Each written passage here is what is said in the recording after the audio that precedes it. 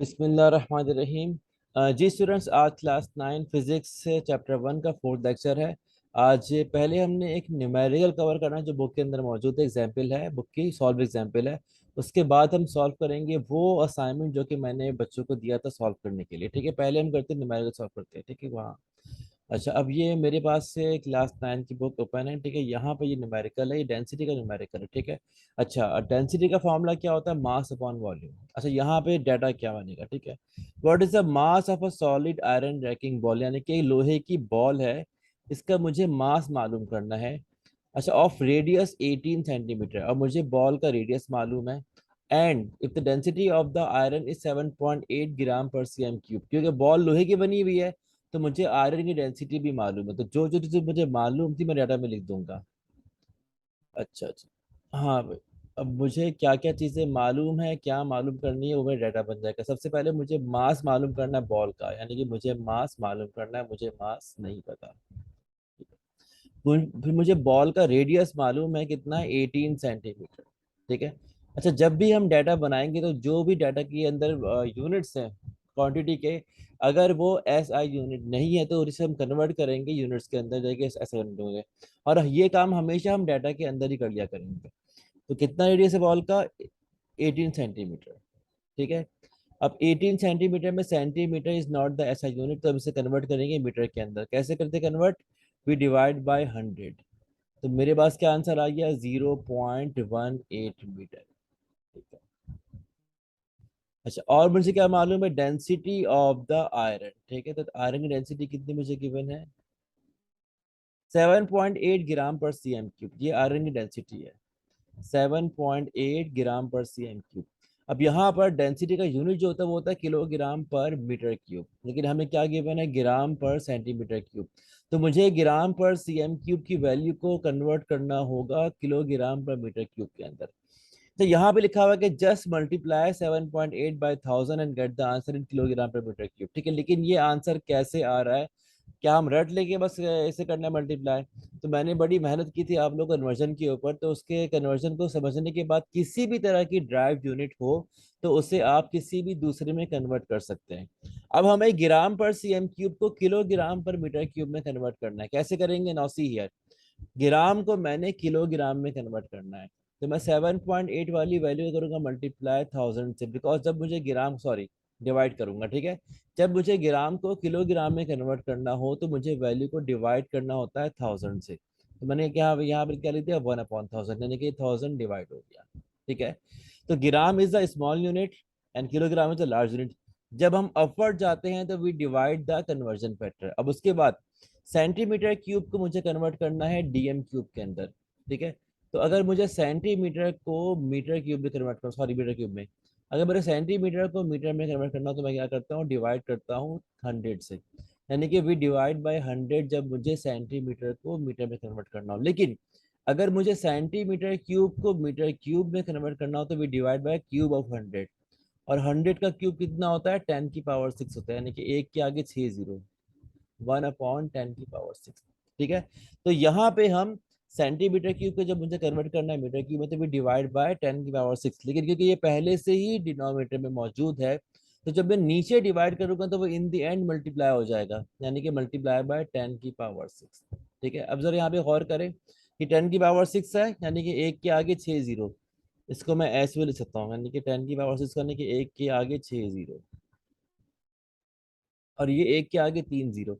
तो इस 1000 से ये 3 जीरो कट जाएंगे, यानी कि मैं क्या कर रहा हूँ? 7.8 की वैल्यू को मल्टीप्लाई कर रहा हूँ 1000 से, और आंसर कितना आ रहा है? किलोग्राम पर मीटर क्यूब के अंदर आ रहा है। ठीक है, आप लोग चाहें तो सॉल्व भाई डायरेक्ट कर ले, लेकिन ये 1000 कहाँ से आ रहा है मैं उसका आपको आंसर दे रहा हूँ। ठीक है। तो आंसर कितना आ जाएगा? 7800 किलोग्राम पर मीटर क्यूब, यानी कि मैंने ग्राम पर सेंटीमीटर क्यूब की वैल्यू को किलोग्राम पर मीटर क्यूब में कन्वर्ट कर दिया। ठीक है। अच्छा, मुझे एक आयरन बॉल का मास निकालना है, मुझे बॉल का रेडियस मालूम था, वो था 18 सेंटीमीटर, इसे मैंने कन्वर्ट कर दिया मीटर के अंदर। डेंसिटी मालूम थी 7.8 ग्राम पर सीएम क्यूब, इसे मैंने कन्वर्ट कर दिया किलोग्राम पर मीटर क्यूब के अंदर, बिकॉज वो उसका ऐसा यूनिट है। ठीक है। अच्छा, अब सॉल्व करते हैं सोल्यूशन। अच्छा, before applying formula of density, मुझे बॉल का वॉल्यूम मालूम होना चाहिए, लेकिन दिया हुआ है रेडियस, तो पहले हम रेडियस के जरिए वॉल्यूम को मालूम करेंगे, उसके बाद जाके अप्लाई करेंगे formula density equal to mass और वॉल्यूम। अब वॉल्यूम कैसे निकालेंगे? मेरे पास आयरन की बॉल है, वो एक स्फीयर है, किसी भी स्फीयर का वॉल्यूम का फॉर्मूला क्या होता है? 4/3 पाई r क्यूब। ठीक है, फॉर्मूला क्या है? 4/3 पाई और रेडियस का क्यूब। अब जो रेडियस की वैल्यू थी मीटर के अंदर, ठीक है, मैं यहाँ पे पुट करूंगा तो वॉल्यूम इक्वल टू 4/3 पाई, और यहाँ पे 0.18 का क्यूब। ठीक है, सॉल्व करेंगे तो मेरे पास वॉल्यूम का आंसर आ जाएगा। ठीक है, वॉल्यूम का आंसर कितना आ गया? ठीक है, वी कैन यूज कैलकुलेटर।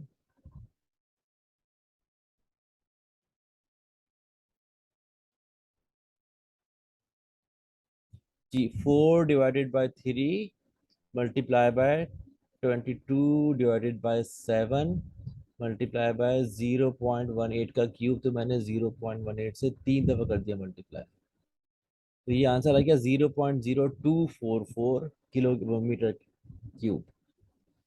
तो वॉल्यूम कितना आ गया? 0.0244 मीटर क्यूब, यानी कि मुझे वॉल्यूम मालूम हो गया बॉल का। ठीक है, अब अप्लाई करेंगे formula density equal to mass upon volume.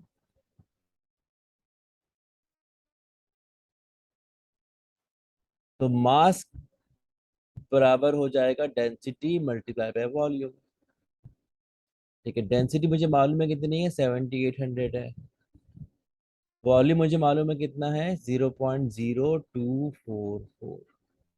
इन दोनों को हम कर देंगे मल्टीप्लाई, तो मेरे पास क्या आ जाएगा? उस आयरन बॉल का मास आ जाएगा। ठीक है, अच्छा यहाँ पे लिखा हुआ रैकिंग बॉल। तो रैकिंग बॉल असल में हम ऐसी बॉल को बोलते हैं जो कि चीजों को तोड़ने फोड़ने के काम आती है। तो जहाजों वगैरह में क्या होता है कि इस बॉल का इस्तेमाल होता है। ठीक है, खासतौर पे जो पायलट्स वगैरह होते हैं, जो कज़ाक होते हैं, ठीक है, वो इस तरह के ऑब्जेक्ट इस्तेमाल करते हैं, थ्रो करते हैं, ताकि जो जहाज है ना उसको नुकसान पहुंचाया जाए। एनीवेज, तो ये थोड़ा टॉपिक हट के था। अच्छा, अब हम सॉल्व करते हैं, आंसर क्या आ जाएगा? जो वैल्यू थी इससे मल्टीप्लाई कर देंगे 7800, तो हमारे पास कितना आ गया? 190 किलोग्राम उस बॉल का मास आ गया, 190 किलोग्राम। ठीक है, इसको हम कर देंगे हाईलाइट, ये हमारे पास क्या आ गया? बॉल का मास आ गया। ठीक है, अच्छा थोड़ा बहुत फर्क है वैल्यू में, यानी कि अगर हम वैल्यूज को अगर हम एग्जैक्टली लेंगे तो वो फर्क नहीं आएगा। ठीक है, इससे इतना फर्क नहीं पड़ता है। असल में हमने फॉर्मूला क्या अप्लाई किया, सॉल्व कैसे किया। ठीक है, अगर हमने फॉर्मूला सही अप्लाई किया है तो हमारा आंसर ठीक माना जाएगा। ठीक है, तो हमने क्या करना है, न्यूमेरिकल को रीड करना है, साथ साथ डाटा बनाना है। ठीक है, और डाटा के अंदर कोई भी क्वांटिटी ऐसा यूनिट के अंदर नहीं है तो पहले उससे डाटा के अंदर ही कन्वर्ट कर देंगे ऐसा यूनिट के अंदर, यानी कि जो भी कन्वर्जन फैक्टर था वो इस्तेमाल करेंगे, या तो मल्टीप्लाई करके डिवाइड करेंगे, मल्टीप्लाई करेंगे। ठीक है, उसके बाद जाके अप्लाई करेंगे फॉर्मूला और न्यूमेरिकल सॉल्व हो जाएगा। तो आमतौर पे न्यूमेरिकल फिजिक्स के अंदर ना ज़्यादा आसान काम होता है कि किसी भी यानी कि पेपर के अंदर ज़्यादा हम अटेम्प्ट करें न्यूमेरिकल्स को। असल काम क्या होता है कि डाटा बनाना, अगर डाटा हमारा ठीक बन जाएगा तो प्रॉब्लम इतनी सॉल्व करने में नहीं होती है। ठीक है, तो ये हमारा न्यूमेरिकल सॉल्व हो गया। अब मैं आता हूँ टुवर्ड्स द असाइनमेंट। मैंने एक असाइनमेंट दिया था क्लास 9 के स्टूडेंट्स को, मैं यहाँ पे शो भी करूंगा, बिकॉज से जो भी मेरे अपने स्टूडेंट्स हैं स्कूल के या कोचिंग वगैरह के, उन्हीं के पास से मौजूद है। और उसके अलावा जो स्टूडेंट वगैरह होंगे उन्हें भी मैं प्रोवाइड करूंगा नोट्स, असाइनमेंट, हर तरह की चीज़ें जो है ना, उसके लिए मैं इंशाल्लाह बहुत जल्दी व्हाट्सएप ग्रुप बनाऊंगा। अच्छा, अब जो असाइनमेंट था वो हमने सॉल्व करना है। अब ये असाइनमेंट मेरे पास यहाँ पर ओपन है,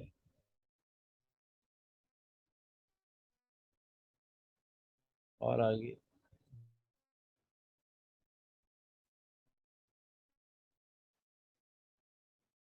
ये असाइनमेंट मेरे पास आ गया। ठीक है, अब हमने असाइनमेंट को सॉल्व करना है। जी, पहले एमसीक्यू से बात करते हैं। The number of based unit in SI system are 7। ठीक है, ये तो आसान सा एमसीक्यू था। Which of the following is not a derived unit? ठीक है, तो किलोग्राम मास का यूनिट है जो कि बेस यूनिट है। इसके अलावा पास्कल प्रेशर का है, न्यूटन का फोर्स है, वॉट पावर का, ये तीनों मेरे पास ड्राइव यूनिट है। सिर्फ किलोग्राम एक ऐसा यूनिट जो कि ड्राइव यूनिट नहीं है, तो यहाँ पे जवाब क्या होगा? किलोग्राम होगा। ठीक है, यानी कि इट इज राइट आंसर। अच्छा, उसके बाद amount of substance in term of number is measured in mole. तो ये असल में मोल का ज्यादा इस्तेमाल केमिस्ट्री में होता है, यानी कि ये भी एक फिजिकल बेस क्वांटिटी होती है हमारे पास। अच्छा, fourth, an interval of 200 microsecond is equal to, अब यहाँ पे ये चार आंसर थे, तो 200 माइक्रोसेकंड किसके बराबर है? तो उसके लिए बेहतर है कि पहले हम इसको थोड़ा सॉल्व कर लें। 200 माइक्रोसेकंड, ठीक है, इसको पूरे को रिमूव कर देते तो फायदे नहीं होते। ठीक है, क्या लिखा हुआ है? 200 माइक्रो सेकेंड। ठीक है, इसको हम एक काम करते हैं, सेकंड में कन्वर्ट करते हैं, तो ये बन जाएगा 210 की पावर -6 सेकेंड। ठीक है, अब मैं देखता हूँ कि क्या कोई आंसर इसमें मैच कर रहा है। 210 की पावर -6, कोई आंसर यहाँ पर मैच नहीं कर रहा। अब एक काम करते हैं, ठीक है, डेसिमल पॉइंट यहाँ पर मौजूद था, अगर मैं डेसिमल पॉइंट को पीछे लेके जाना शुरू करूंगा तो पावर पॉजिटिव में ऐड होगी। ठीक है, तो अगर मैं डेसिमल पॉइंट को दो पीछे लेके गया तो क्या बन जाएगा? 2, और 10 की पावर -6 इंटू 10 की पावर 2, तो ये क्या बन जाएगा? 2 इंटू 10 की पावर -4 सेकेंड। और ये मेरे पास एक आंसर यहाँ पर मौजूद है आंसर्स के अंदर। ठीक है, कौन सा वाला? 2 10 की पावर -4 सेकेंड, ये मेरा सही जवाब होगा। ठीक है, अच्छा, number 5, zero error of the instrument is dash error, इसका जवाब है सिस्टमेटिक एरर या सिस्टम एरर। ठीक है, बेसिकली ये टॉपिक जो है ना पुरानी बुक में था कि एरर की टाइप रैंडम एरर हो गया, सिस्टम एरर हो गया, इस नई बुक के अंदर नहीं है। एनीवेज फिर भी यानी एक कॉन्सेप्ट था यहाँ पे मालूम है। ठीक है, अगर एरर जो है ना हमारे इंस्ट्रूमेंट की वजह से हो तो वो कहलाता है सिस्टमेटिक एरर, और अगर एरर हमारी अपनी हैंडलिंग यानी कि हम सही से मेजर नहीं करें इंस्ट्रूमेंट हमारा, ठीक है, तो वो कहलाता है पर्सनल एरर। अच्छा, अब आगे बढ़ते हैं, यहाँ पे लिखा हुआ 0.00509 हैज डैश सिग्निफिकेंट डिजिट्स। ठीक है, तो जो शुरू के तीन जीरो ये कहलाएंगे लीडिंग जीरोस, ये नंबर वन से छोटा है, तो वन से छोटे नंबरों में डेसिमल पॉइंट से आगे पीछे के जीरो कहलाते हैं लीडिंग जीरो, सिग्निफिकेंट नहीं होते हैं। तो शुरू के तीन जीरो सिग्निफिकेंट नहीं होंगे, तो 509 दे आर सिग्निफिकेंट। तो इसका आंसर कितना आ जाएगा? We have three digits. 10 की पावर 9 ये मेगा होता है, 10 की पावर 6 गीगा होता है, सॉरी सॉरी 10 की पावर 9 क्या होता है? गीगा होता है। ठीक है, 10 की पावर 6 मेगा होता है। Unit of force is dash, force का यूनिट क्या है? तो यहाँ पर किलोग्राम पर मीटर क्यूब भी फोर्स का यूनिट नहीं है, ना किलोग्राम पर मीटर स्क्वायर है, ना किलोग्राम है। तो इन तीनों में से कोई भी फोर्स का यूनिट नहीं है, तो यहाँ पे यानी कि नन ऑफ द अबव यानी कि नन ऑफ दीज आना चाहिए था, लेकिन मैंने यहाँ पे लिखा हुआ नो यूनिट। तो एनीवेज फोर्स के कौन कौन से यूनिट्स हैं उसको हम जरा देख लेते हैं। ठीक है, तो फोर्स जो है ना उसको हम कैसे डिस्क्राइब करते हैं? F = ma, right. तो मास को हम लिखते हैं किलोग्राम के अंदर और एक्सीलरेशन को मीटर पर सेकंड स्क्वायर के अंदर। तो किलोग्राम मीटर पर सेकंड स्क्वायर फोर्स का एक यूनिट है। ठीक है, और इसी पूरे को हम बोलते हैं कि ये हमारा न्यूटन है, ये हमारा न्यूटन है। तो या तो न्यूटन या फिर ये वैल्यू, ये दोनों मेरे पास फोर्स के यूनिट हैं। अब आगे हम बढ़ते हैं। अच्छा भाई, lease count of wall clock is dash, यानी कि कोई भी इंस्ट्रूमेंट कम से कम कितनी रीडिंग मेजर कर सकता है, वो उस इंस्ट्रूमेंट का लीज काउंट। तो वॉल क्लॉक 1 सेकंड से कम टाइम मेजर नहीं कर सकता। ठीक है, लेकिन 1 मिनट तो बहुत ज्यादा है, दे कैन मेजर 1 सेकंड, तो 1 सेकंड इसका सही आंसर होगा। Unit of specific gravity is dash, इसका कोई यूनिट नहीं होता, it has no unit, because ये दोनों डेंसिटी का रेशो होता है, तो वो आपस में कैंसिल हो जाते हैं। अच्छा, नंबर 11 क्या है? विच of the following is the smallest quantity, इनमें से कौन सी क्वांटिटी स्मॉलेस्ट है? हम एक काम करते हैं, तमाम क्वांटिटी को ग्राम में करते हैं मेंशन, तो ज्यादा क्लियर समझ में आ जाएगा। ए क्या है? 0.01 ग्राम। दूसरा क्या है? 2 मिलीग्राम। तो 2 मिलीग्राम क्या बन जाएगा? 2 × 10 की पावर -3 ग्राम के। ठीक है, तीसरा क्या है? 100 माइक्रोग्राम। तो 100 × 10 की पावर -6 ग्राम। ठीक है, अब अगर मैं दो जीरो यानी कि डेसिमल को दो और पीछे ले जाऊं तो कितना बन जाएगा? ये बन जाएगा 1 × 10 की पावर -4 ग्राम। ठीक है, और आगे बढ़ते हैं। ठीक है, यहाँ पे क्या लिखा हुआ है? किधर? 500 नैनोग्राम। तो 500 नैनोग्राम को जब मैं ग्राम में कन्वर्ट करूंगा तो बन जाएगा 510 की पावर -9 ग्राम। ठीक है, अगर मैं डेसिमल पॉइंट को दो पीछे लेके जाता हूँ तो क्या बन जाएगा? 5 × 10 की पावर -7 ग्राम। ठीक है। तो यही वाली क्वांटिटी जो है ना वो सबसे छोटी। अब ग्राम के अंदर 10⁻⁴ ग्राम, 5 10⁻⁷ ग्राम, और ये 2 10⁻³ ग्राम। तो इनमें से वो फर्स्ट तो आंसर नहीं है। ये वाली क्वांटिटी हमारे पास कैसी है, स्मॉलेस्ट क्वांटिटी है। वैसे दिखने में भी आंसर लग रहा था, लेकिन कभी कभी क्या होता है कि लाजमी नहीं कि जो नैनो वाला हो वही स्मॉलेस्ट हो। अच्छा भाई, आगे बढ़ते हैं, ठीक है। If zero line of the vernier scale is on the left of the zero of the main scale, तो ऐसा जीरो एरर कहलाता है नेगेटिव जीरो एरर, ठीक है। और अगर वर्नियर का जीरो मेन के राइट पर होगा तो वो कहलाएगा पॉजिटिव जीरो एरर, लेकिन यहाँ पे लेफ्ट पे है तो वो कहलाएगा नेगेटिव जीरो एरर, ठीक है। अच्छा, all accurately known digits and the first doubtful digits in an expression are known as significant figures, इसकी डेफिनेशन है, ठीक है। 7/100 metre equal to 7 dash metre, यहाँ पे कौन सा प्रीफिक्स आएगा?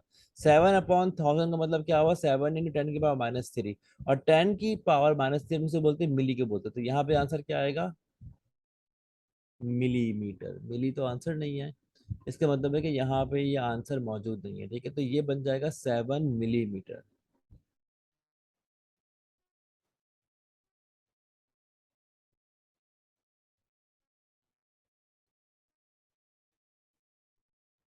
7/1000 मीटर, तो 7 × 10⁻³ मीटर, तो ये क्या बन जाएगा? 7 मिलीमीटर। तो इसका आंसर क्या होना चाहिए? मिली होना चाहिए, ठीक है। अब आगे बढ़ते हैं। यूनिट ऑफ टेम्परेचर इन ऐसे सिस्टम इज केल्विन, ठीक है।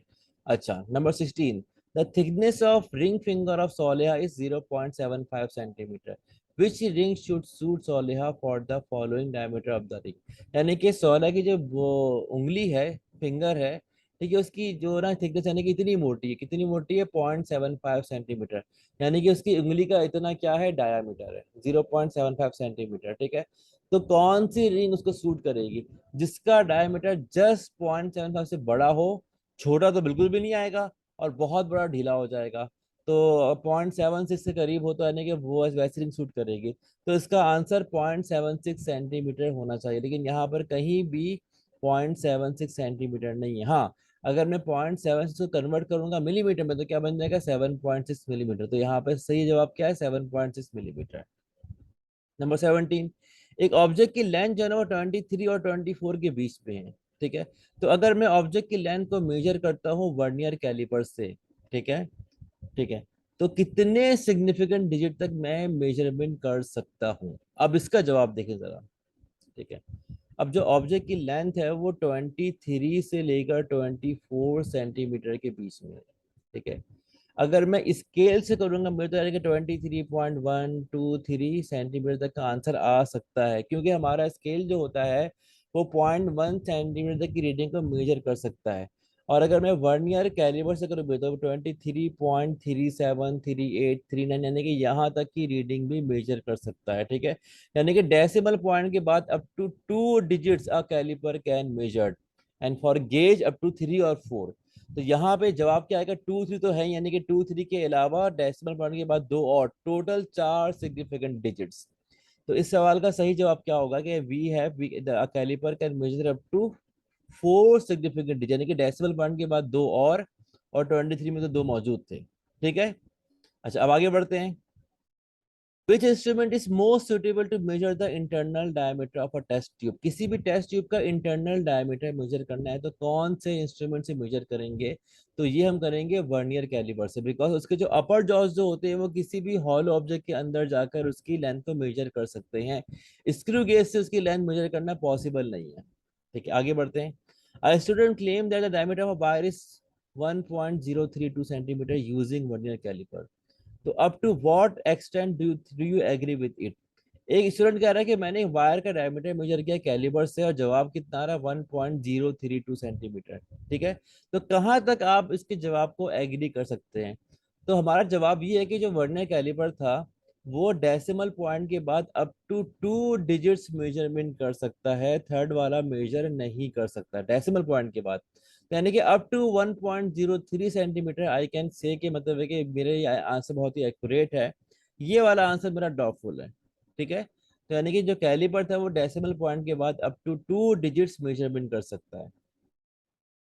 Okay, what is the reading of this micrometer, ठीक है।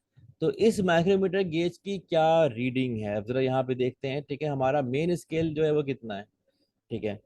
1 2 3 4 5 मिलीमीटर, 5.5 मिलीमीटर, 6 मिलीमीटर, 6.5 मिलीमीटर। तो मेन इसकी रीडिंग कितनी आ गई, 6.5 मिलीमीटर।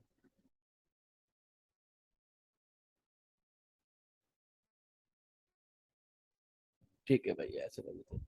अब जो हमारे पास मेन स्केल रीडिंग है वो कितनी आ गई, 6.5 मिलीमीटर। ठीक है, अब आगे बढ़ते हैं। अब यहाँ पर जो वर्नियर, सॉरी, जो सर्कुलर स्केल रीडिंग वो कितनी है, 10 के बाद 10 11 12 13। 13 मेरे पास क्या है, सर्कुलर स्केल रीडिंग है। लेकिन इस रीडिंग को मैं मल्टीप्लाई करूंगा गेज के लीस्ट काउंट से। सर्कुलर स्केल रीडिंग कितनी हो गई, 13 हो गई, ठीक है। 13 मल्टीप्लाई बाय, अच्छा मिलीमीटर में कितना होता है, 0.01 मिलीमीटर लीस्ट काउंट होता है। अच्छा, हाँ, सेंटीमीटर में 0.001 होता है। तो 13 × 0.01, क्या आंसर आ जाएगा हमारा, 0.013। ठीक है, बल्कि 0.13 आ जाएगा आंसर। ठीक है, फिर बाद में जब दोनों को ऐड करेंगे तो हमारा आंसर कितना आ जाएगा, 6 यानी कि 6.5 प्लस 0.13, क्या बन जाएगा, 6.63 हमारा आंसर आ जाएगा। करके भी देख लेते हैं। 13 मल्टीप्लाई बाय 0.01, 0.13 आ गया, इसमें हमने ऐड कर दिया क्या, 6.5, तो आ गया 6.63। यानी कि जब मैंने दोनों रीडिंग को ऐड किया तो हमारे पास आंसर आ गया 6.63। अब यहाँ पे ये आंसर इधर मौजूद होना चाहिए, ये रहा 6.63 मिलीमीटर। ठीक है, अच्छा, इस बात को जहन में रखें कि आमतौर पे हम सेंटीमीटर में मेजरमेंट कर रहे होते हैं, लेकिन यहाँ पे मिलीमीटर में, सेंटीमीटर में नहीं है। अब measuring cylinder is use to measure volume, ये वॉल्यूम मेजर करता है। ठीक है, वैसे ये टॉपिक हम लोगों ने अभी ऑनलाइन नहीं पढ़ा है। ठीक है, वॉल्यूम की मेजरमेंट हो गई या फिर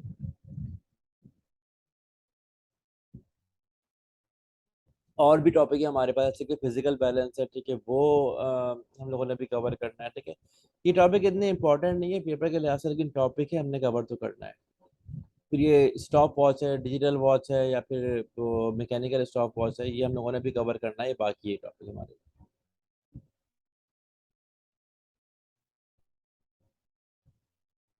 जी, अब जरा हम आगे बढ़ते हैं टुवर्ड्स द क्वेश्चन आंसर। ठीक है, सबसे पहले कन्वर्जन है, 2.5 आवर्स को सेकंड में कन्वर्ट करना है।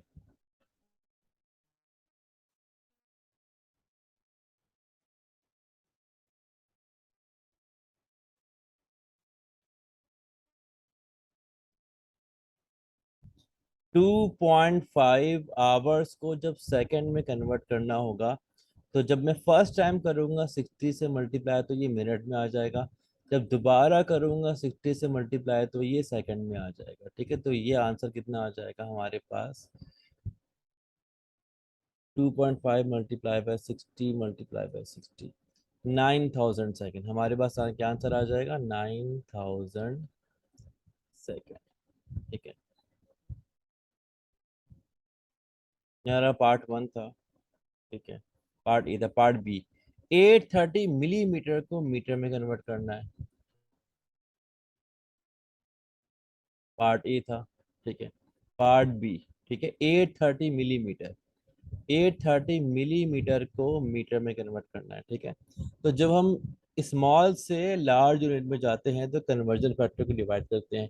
तो मीटर और मिलीमीटर में 1000 का कन्वर्जन फैक्टर है। ठीक है, तो इसको डिवाइड करेंगे 1000 से, तो आंसर आ जाएगा 0.83 मीटर। ये मीटर में कन्वर्ट हो गया, पार्ट सी। 546 ग्राम को किलोग्राम में कन्वर्ट करना है। तो अगेन 546 ग्राम में, ग्राम जो हमारे पास स्मॉल यूनिट है और kilogram is the large unit. ठीक है, तो हम क्या करेंगे, कन्वर्जन फैक्टर को डिवाइड करेंगे जो कि 1000 है। तो आंसर कितना आ जाएगा, 0.546 किलोग्राम। पार्ट डी, 0.8 न्यूटन पर मीटर स्क्वायर को कन्वर्ट करना है अच्छा, यहाँ पे ये न्यूटन पर सेंटीमीटर स्क्वायर होगा, ये पीडीएफ फाइल थी, मैं चेंज कर दूंगा इसको, ठीक है। यानी कि मुझे फोर्स की, प्रेशर की वैल्यू है जो कि न्यूटन पर मीटर स्क्वायर में से कन्वर्ट करना है न्यूटन पर सेंटीमीटर स्क्वायर के अंदर, ठीक है। 0.8 न्यूटन पर मीटर स्क्वायर को मैंने कन्वर्ट करना है न्यूटन पर सेंटीमीटर स्क्वायर के अंदर, ठीक है। तो मैंने यहाँ पे मेंशन कर दिया, ठीक है। तो न्यूटन तो वैसे ही रहेगा, मीटर स्क्वायर सेंटीमीटर स्क्वायर में कन्वर्ट होगा, ठीक है। तो कैसे कन्वर्ट होगा, न्यूटन तो वैसे ही रहा, ठीक है। अब जब मुझे मीटर को सेंटीमीटर में कन्वर्ट करना होगा तो what I will do, I will multiply by 100 का स्क्वायर, ठीक है। सिंपली मीटर से सेंटीमीटर में कन्वर्जन कैसे होती है, ठीक है, मीटर की वैल्यू को मल्टीप्लाई कर देंगे 100 से, तो ये सेंटीमीटर में आ जाएगा, ठीक है। अच्छा, लेकिन ये मीटर का स्क्वायर था, तो हम करेंगे 100 के स्क्वायर से मल्टीप्लाई, लेकिन ये कहाँ पर है, इन द डिनोमिनेटर, ठीक है। तो वो नीचे आ जाएगा, यानी कि नीचे आ जाएगा 100 का स्क्वायर। तो 0.8 डिवाइडेड बाय 100 का स्क्वायर, यानी कि एक के आगे 4 जीरो, तो डेसिमल पॉइंट 1 2 3 4 पीछे शिफ्ट हो जाएगा, ठीक है। तो ये कितना बन जाएगा, 4 0 8 10 की पावर -5, 8 10 की पावर -5 न्यूटन पर मीटर का स्क्वायर। अच्छा, पार्ट ई। पार्ट ई, 144 किलोमीटर पर आवर को मीटर पर सेकेंड में कन्वर्ट करना है। 144 किलोमीटर पर आवर को कन्वर्ट करना है मीटर पर सेकेंड के अंदर, ठीक है। तो हम क्या करेंगे, 144 की वैल्यू में जब किलोमीटर को मीटर में कन्वर्ट करना हो तो भी मल्टीप्लाई बाय 1000, और जब आवर को सेकंड में कन्वर्ट करना हो तो भी मल्टीप्लाई बाय 60 × 60 यानी कि 3600, लेकिन कहाँ करेंगे, नीचे करेंगे मल्टीप्लाई, ठीक है। 60/60 लिख दें यहाँ पे, डायरेक्ट 3600, ठीक है। तो ये बिकॉज आवर कहाँ पर है, इन द डिनोमिनेटर, सॉल्व करेंगे आंसर आ जाएगा, ठीक है। अच्छा, इसका आंसर कितना आ जाएगा, जीरो से जीरो कटा, जीरो से ये जीरो कट गया, ठीक है। 6 से 36, और 36 फोर द 144 होता है,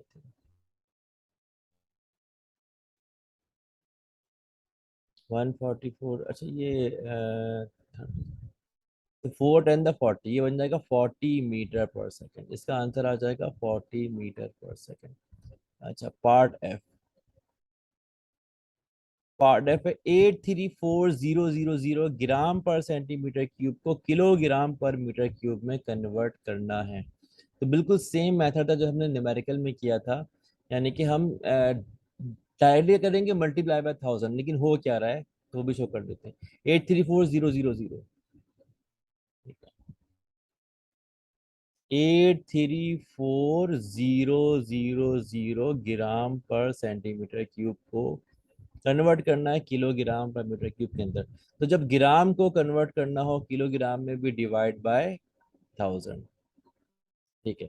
और जब सेंटीमीटर क्यूब को मीटर क्यूब में कन्वर्ट करना हो भी डिवाइड बाय 100 का क्यूब, और नीचे डिवाइड करेंगे तो वो 100 का क्यूब ऊपर जाके हो जाएगा मल्टीप्लाई 100 का क्यूब, ठीक है।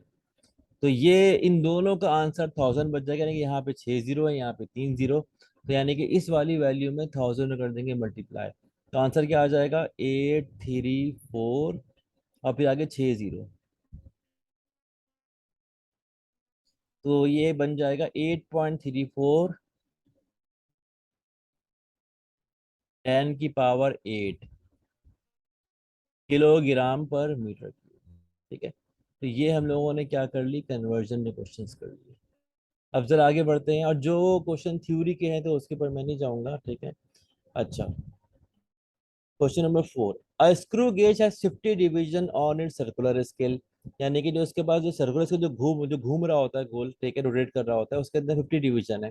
आमतौर पे 100 होती हैं, ज्यादा भी होती हैं, 500 भी होती हैं, लेकिन यहाँ पे 50 डिवीजन है, ठीक है। The pitch of the screw gauge is 0.05 centimetre, इसकी पिच कितनी है, 0.05 है, ठीक है। When an object is plugged, main scale reading is found to be 6.35 centimeter, and the circular scale division is 32 division. To calculate the reading of the screw gauge, ठीक है। तो ये वाले गेज के जो पैरामीटर है वो थोड़े मुख्तलिफ हैं, और हमें किसी भी गेज से रीडिंग निकालनी है तो उसका लीस्ट काउंट पता होना चाहिए। ठीक है, इसका लीस्ट काउंट जो है ना वो 0.001 सेंटीमीटर नहीं आएगा। ठीक है, हम जब फॉर्मूला अप्लाई करते थे वो कुछ और आएगा, निकालते कितना आएगा। पिच कितनी है, 0.05 है।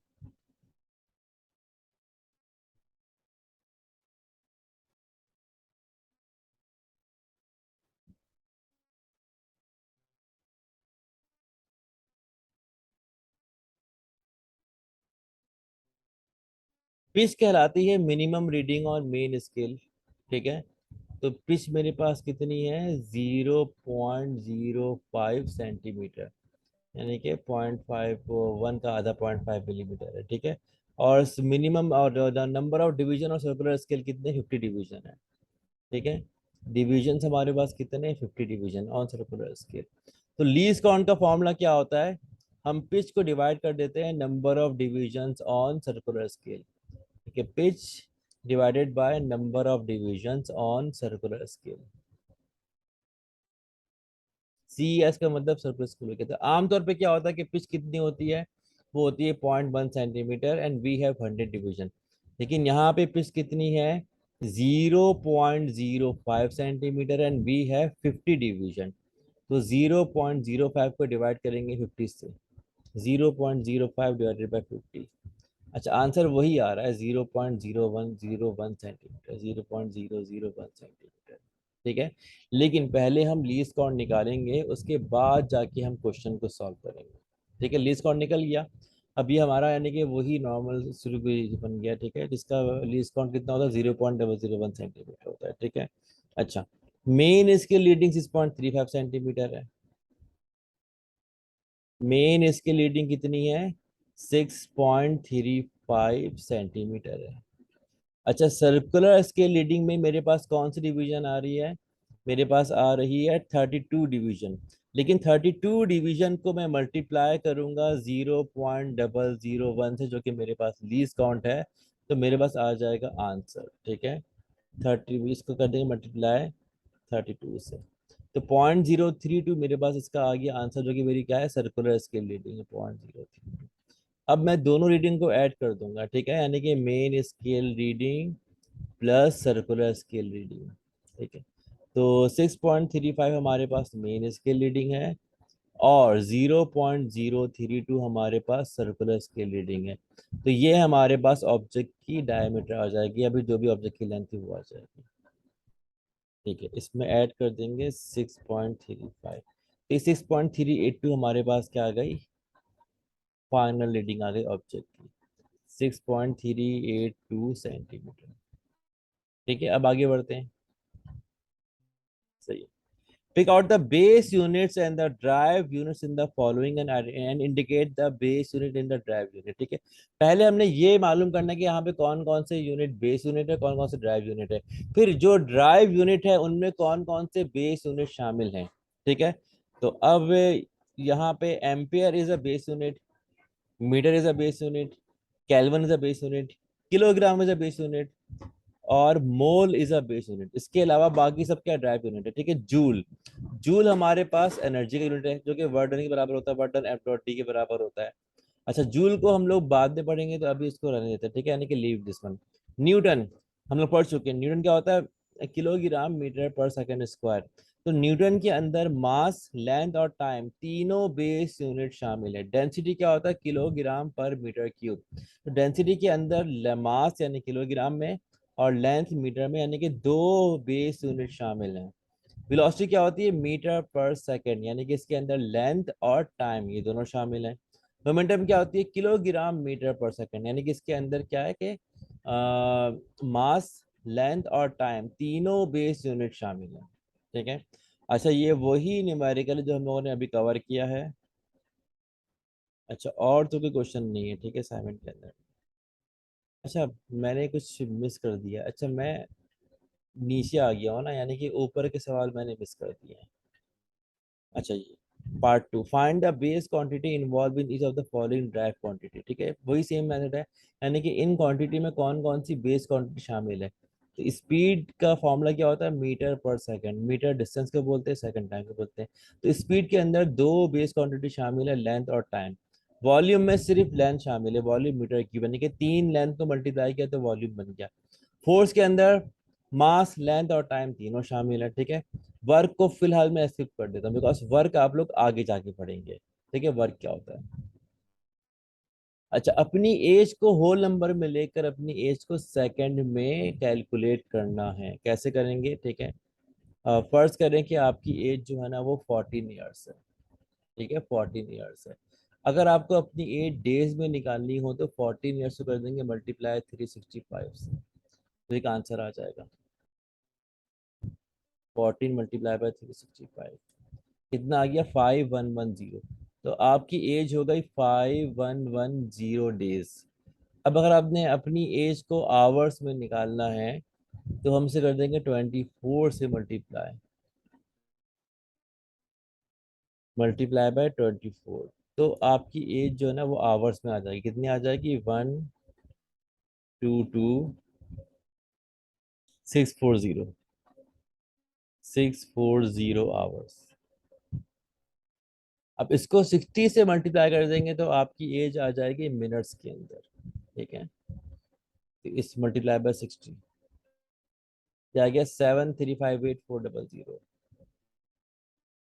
7358400 मिनट्स, ठीक है। अब इसको अगर सेकंड में कन्वर्ट करना हो तो अगेन मल्टीप्लाई बाय 60, तो हमारी ए सेकंड में आ जाएगी, ठीक है। मल्टीप्लाई बाय 60, 441504, 441504 000 सेकेंड, ठीक है। यानी कि अगर कोई 14 साल का है तो उसकी एज इतने सेकंड है, ठीक है। यानी कि तकरीबन 44 करोड़ 15 लाख सेकंड के करीब उसकी एज है, और लगातार बढ़ते जा रही है, यानी कि हर लम्हे हर सेकंड में एज बढ़ रही सेकंड के अंदर, ठीक है। तो ये आपकी एज सेकंड के अंदर आ गई। आगे बढ़ते हैं। अच्छा भाई, among meter rule, vernier caliper and screw gauge, which instrument gives more precise measurement and why? इन तीनों में से ज्यादा प्रिसाइज यानी कि ज्यादा एक्यूरेट मेजरमेंट कौन देता है और क्यों देता है? इसका जवाब क्या है, स्क्रू गेज। क्योंकि इन तीनों में सबसे कम लीस्ट काउंट इसका होता है। तो जिस इंस्ट्रूमेंट का जितना कम लीस्ट काउंट होगा उतना ही ज्यादा प्रिसाइज होगा, उतनी ही एक्यूरेट रीडिंग देगा, ठीक है। अच्छा, उसके बाद 5, हमने इन तमाम क्वांटिटी को प्रीफिक्स में एक्सप्रेस करना है, ठीक है। अब लिखा हुआ है 5000 ग्राम, ठीक है। तो 5000 ग्राम को मैंने ऐसे बोल दिया 5 × 10⁻³ ग्राम। और 10⁻³ क्या होता है, किलो, तो ये क्या बन जाएगा, 5 किलोग्राम। अगला क्या है, टू के आगे 6 दफा 0 है, फिर वॉट है, डब्ल्यू मतलब वॉट, ठीक है। टू के आगे 6 दफा 0 फिर वॉट है, तो ये क्या बन गया, 2 × 10⁻⁶ वॉट। तो ये बन गया 2 मेगावाट, ठीक है। तो वॉट जो है ना वो पावर की यूनिट है। तो होता है ना कि भाई लोड शेडिंग हो रही तो इतने मेगावाट बिजली मतलब बन रही है, इतने मेगावाट की शॉर्टफॉल है, कितने शेडफॉल है, ठीक है। अब मेरे ख्याल में तकरीबन 6000 मेगावाट की शॉर्टफॉल पाकिस्तान में बिकॉज ऑफ लोड शेडिंग। अच्छा भाई, अब आगे बढ़ते हैं। 225 10⁻⁻⁸ ठीक है। 225 10⁻⁸ अच्छा, 10⁻⁸ जो है ना, मेरे पास कोई भी प्रीफिक्स नहीं है, ठीक है। मैं एक काम करता हूँ, डेसिमल पॉइंट को जब मैं एक पीछे लेके जाऊंगा तो बन जाएगा 22.5 10⁻⁷ और जब मैं दो पीछे लेके जाऊंगा तो ये बन जाएगा 2.25 10⁻⁶ ठीक है। तो इसी में बोल दूंगा ये 2.25 माइक्रो सेकेंड है, ठीक है।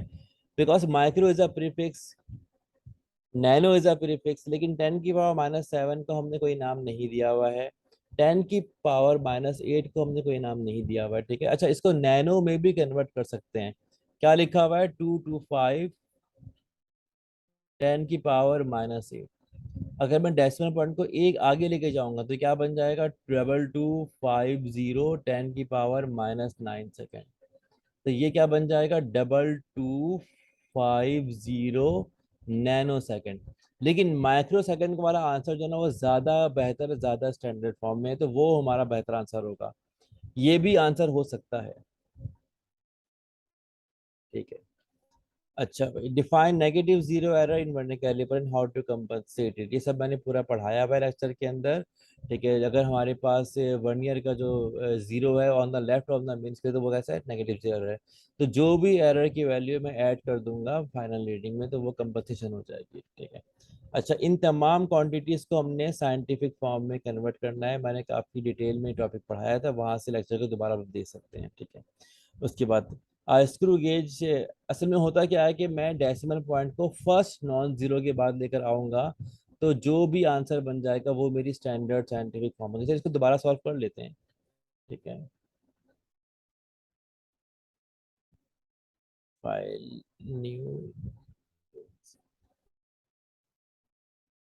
जी, 11 116 है 10 की पावर -27। ठीक है। 1168 10 की पावर -27, ये साइंटिफिक फॉर्म में तो है लेकिन स्टैंडर्ड नहीं है। स्टैंडर्ड के लिए डेसिमल पॉइंट तीन पीछे आएगा, तीन पीछे आएगा तो क्या बन जाएगा, 1.168। और तीन पीछे आने पे 10 की पावर 3 ऐड होगी, जो इसके साथ सॉल्व होके 10 की पावर क्या बन जाएगी, -24। यानी कि ये मेरे पहले पार्ट का आंसर आ गया। अगला पार्ट, 32 10 की पावर 5, 32 10 की पावर 5, 32 10 की पावर 5। डेसिमल पॉइंट को मैं एक पीछे लेके जाऊंगा तो 10 की पावर 1 हो जाएगी 8, तो ये क्या बन जाएगा, 3.2 10 की पावर 6। अब अगला पार्ट देखते हैं। 725 10 की पावर -5 kg, असल में -5 kg में लग गया, 10 में लगना था। 725 10 की पावर -5, 725 10 की पावर -5 kg। तो अब मैं यहाँ पर डेसिमल पॉइंट को दो पीछे लेके जाऊंगा तो क्या बन जाएगा, 7.25, 7.25, और 10 की पावर 2 हो जाएगी ऐड, तो क्या बन जाएगा, 10 की पावर -3 kg। अच्छा, अगर मुझे ग्राम में कन्वर्ट करना हो तो मैं किलो की जगह 10 की पावर 3 कर दूंगा, तो क्या बन जाएगा, 7.25 मल्टीप्लाई बाय 10 की पावर -3। किलोग्राम को वापस फिर 10 की पावर 3 कर दिया और ये ग्राम बन गया। तो ये तो वैसे ही कट जाएंगे, तो खाली क्या बन जाएगा, 7.25 ग्राम। ठीक है। अब आगे बढ़ते हैं। 0.02 10 की पावर -8, 0.02 10 की पावर -8। अब मैं डेसिमल पॉइंट को दो आगे लेके जाऊंगा, तो 10 की पावर -2 यहाँ पे ऐड होगी, तो क्या बन जाएगा, 2 × 10 की पावर-10। ये स्टैंडर्ड फॉर्म, यानी कि decimal point first non zero के बाद आ गया, उसको मैं मेंशन नहीं कर रहा हूँ। उसके बाद है हमारे पास 192 माइक्रो सेकेंड, लिखा हुआ है 192 माइक्रो सेकेंड। तो पहले मैं माइक्रो का प्रीफिक्स जो है ना वो रिमूव करूंगा और जो उसकी वैल्यू वो लिखूंगा, तो क्या बन जाएगा, 192 माइक्रो की जगह 10 की पावर-6 सेकेंड। अब डेसिमल पॉइंट को दो पीछे लेके जाऊंगा तो क्या आ जाएगा, 1.92, 10 की पावर 2 हो जाएगी ऐड, तो ये बन जाएगा 10 की पावर-4 सेकेंड। ये मेरे पास स्टैंडर्ड साइंटिफिक फॉर्म में आ गया। ठीक है। अच्छा, ये वाला हमने पहले ही कर लिया था। ठीक है। अच्छा, अब इनमें से इसको भी मैंने डिस्कस कर लिया था, यानी कि अब इनमें से कुछ तो हमारे पास बेस यूनिट है, और जो ड्राइव यूनिट है वहाँ पे कौन कौन से बेस यूनिट इस्तेमाल हो रहे हैं वो मैंने मेंशन करने थे। ये न्यूमेरिकल बिल्कुल शुरू में मैंने कवर करवा दिया था। ठीक है, तो ये जो असाइनमेंट मैं आप लोगों को सॉल्व करने को दिया था, इसके तमाम पार्ट के आंसर हो गए हमारे पास। ठीक है। अब ये हमारा असाइनमेंट मुकम्मल हो गया।